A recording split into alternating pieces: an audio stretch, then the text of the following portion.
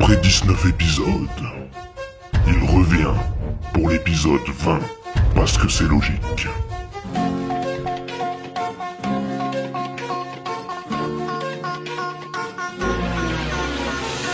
Perdu en plein trajet, le chauffeur du Ouibus abandonne son véhicule et ses 40 passagers. Enfin un mec avec des responsabilités. Un voyage digne d'un canular pour ces 40 passagers du Ouibus. Malgré son GPS, le chauffeur qui ne trouvait plus sa route a stoppé son véhicule et l'a tout simplement abandonné. Le mec avait quand même un GPS, hein.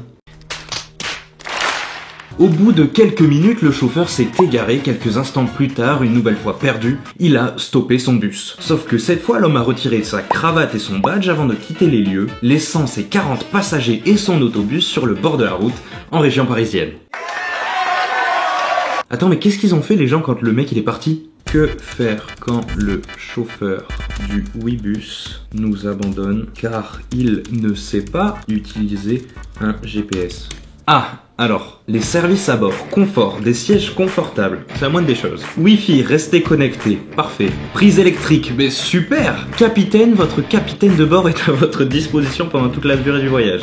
Non, là, je crois qu'il y a une erreur, là. Attends, mais on n'a aucune info sur le chauffeur? Digne d'un canular.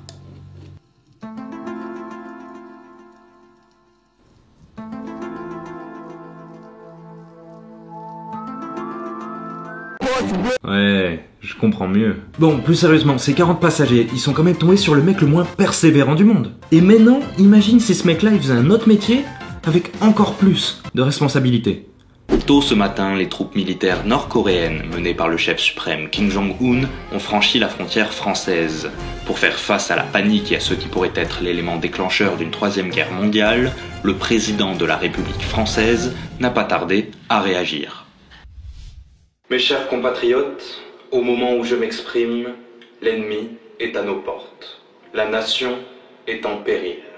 Certes, nous avons été, nous sommes, submergés par la force aérienne, mécanique et terrestre de l'ennemi. Infiniment plus que leur nombre, ce sont les chars, les avions, la tactique des Nord-Coréens qui nous font reculer. Mais le dernier mot est-il dit? L'espérance doit-elle disparaître? La défaite est-elle définitive?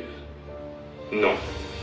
Croyez-moi, moi qui vous parle en connaissance de cause et vous dis que rien n'est perdu pour la France. Les mêmes moyens qui nous ont vaincus peuvent faire venir un jour la victoire. Cette guerre est une guerre mondiale.